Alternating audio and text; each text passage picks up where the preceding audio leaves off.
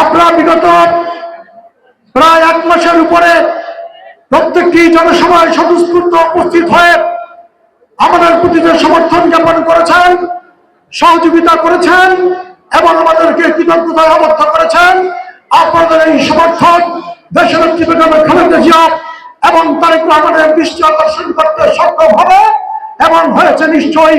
আপনার তার ফলাফল অচিরেই পাবেন ইনশাআল্লাহ।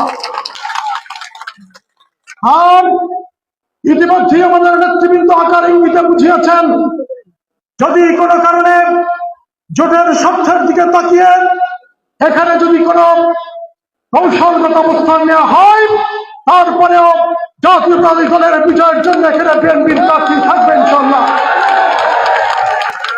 আমরা বিগত 17টি বছর কাঁধে কাঁধ মিলিয়ে আমরা এখানে আন্দোলন করেছি, নির্যাতিত হয়েছি, কারাবরণ করেছি।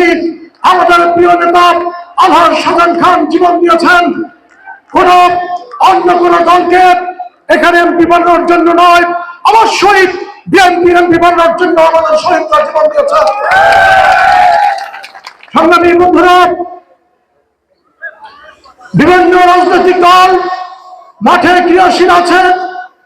আমরা জানি এই গলাচিপা কাশ্মীর একটি শান্তিপূর্ণ জনপদ হিসেবে বিগত 17 বছর আমরা থাকার চেষ্টা করেছি। কখনো কখনো আওয়ামী লীগের হামলায় কিংবা অত্যাচারে আমরা নির্যাতিত হলেও আইনের মাধ্যমেই হোক, আলাপ আলোচনার ভিত্তিতেই হোক, আমরা এই জনপদের শান্তি বজায় রাখার চেষ্টা করেছি।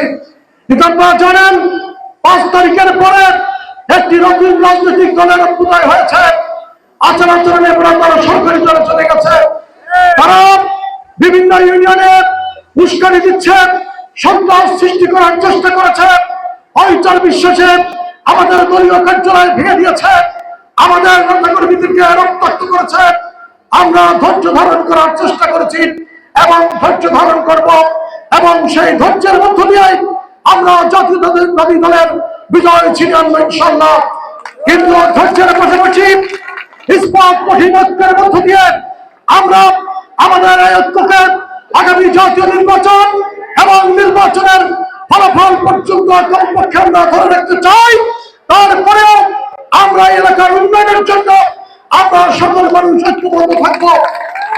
কিন্তু এই জনপদের প্রত্যেকটি শান্তিপ্রিয় মানুষকে, বিশেষ করে সনাতন ধর্মাবলম্বী ভাই বোনদেরকে বলবো, আপনারা চিন্তা করুন। এতদিন আওয়ামী লীগ ক্ষমতায় ছিল, তারা তাদের সামর্থ্য অনুযায়ী আপনাদের জন্য করার চেষ্টা করেছে, কখনো সফল হয়েছে, কখনো ব্যর্থতার পরিচয় দিয়েছে। আমরা আপনাদের দৃষ্টি আকর্ষণ করার চেষ্টা করেছি। আমাদের সফলতা ব্যর্থতা থাকতে পারে। আপনারা চিন্তা করবেন, যাকে ভোট দিলে, যাকে সমর্থন দিলে এই জনপদে আপনার শান্তিপূর্ণভাবে বসবাস করতে পারবেন, আপনার সন্তান নিরাপদ স্কুলে যেতে পারবে, আপনাদের সম্পদ নিরাপদ থাকবে, আপনাদের ধর্মীয় প্রতিষ্ঠানগুলো নিরাপদ থাকবে। এবং আমরা হিন্দু মুসলমান শতাব্দী সহস্রাব্দ ধরে এই জনপদে বসবাস করে এসেছি। সেই ঐতিহ্য এবং ধারাবাহিকতায় তাদের নেতৃত্বে জনপদ থাকলে শান্তি বজায় থাকবে। আপনি একটু ভালো করে চিন্তা করে দেখবেন। আমরা হঠকারী রাজনীতিতে বিশ্বাস করি না। সর্বোচ্চ ধৈর্য দিয়ে মানুষের কাছে থাকার চেষ্টা করি, ধর্মপ্রাণ মানুষের ধর্মীয় উৎসবের পাশে থাকার চেষ্টা করি, তাদের ব্যক্তিগত সমস্যায় আমাদের সামর্থ্য অনুযায়ী পাশে থাকার চেষ্টা করি। উগ্রতাকে আমরা প্রশ্রয় দেই না। অনেকেই মন্তব্য করছে প্রত্যক্ষ এবং পরোক্ষভাবে গণ অধিকারকে এমপি বানানোর জন্য যারা মাঠে নেমেছে, কোন কারণে যদি গণ অধিকার এমপি হয়, এই অঞ্চলের সাধারণ মানুষ রাস্তায় চলতে পারবে না, তাদের নিরাপত্তা হুমকি হয়ে দাঁড়াবে। এমন অনেক রাজনৈতিক দুর্বৃত্ত আছে যাদেরকে আমরা আপনাদের নিরাপত্তার কারণে আমাদের সঙ্গে নেই না, তাদেরকে গণ অধিকার দিয়ে আমাদের বিরুদ্ধে ব্যবহার করার চেষ্টা করে।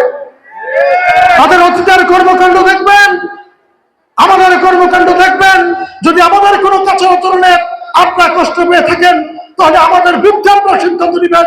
আর যদি তাদের আচরণে কষ্ট পেয়ে থাকেন, তাদের বিরুদ্ধে আপনারা সিদ্ধান্ত নেবেন। আর একটি কথা না বললেই নয়, নির্বাচন অত্যাসন্ন। থানা, পুলিশ এবং প্রশাসনকে বলবো, বিভিন্ন রাজনৈতিক দলকে আপনারা রাজনৈতিক ভাবে হয়রানি করবেন না। বিশেষ করে যারা আওয়ামী লীগ করেছে, তাদের মধ্যে যারা কোন ধরনের কোন দুষ্কৃতিকারীর কাজে অংশগ্রহণ করে না, তাদেরকে আপনারা রাজনৈতিকভাবে হয়রানি করবেন না। তারা যাতে স্বতঃস্ফূর্তভাবে ভোট কেন্দ্রে আসতে পারে, নির্বাচনী কর্মকাণ্ডে অংশগ্রহণ করতে পারে। যদি রাজনৈতিক হয়রানি বন্ধ না হয়, তাহলে ভোটারের অংশগ্রহণ কম হবে এবং নির্বাচন অংশগ্রহণমূলক হবে না। সেই কারণেই সকল প্রকার রাজনৈতিক হয়রানি বন্ধ করে একটি অংশগ্রহণমূলক নির্বাচনের পরিবেশ তৈরির মধ্য দিয়ে একটি অংশগ্রহণমূলক নির্বাচন হবে। এই সেই নির্বাচনে জনগণের বিজয় নিশ্চিত হবে, সেই আশাবাদ ব্যক্ত করে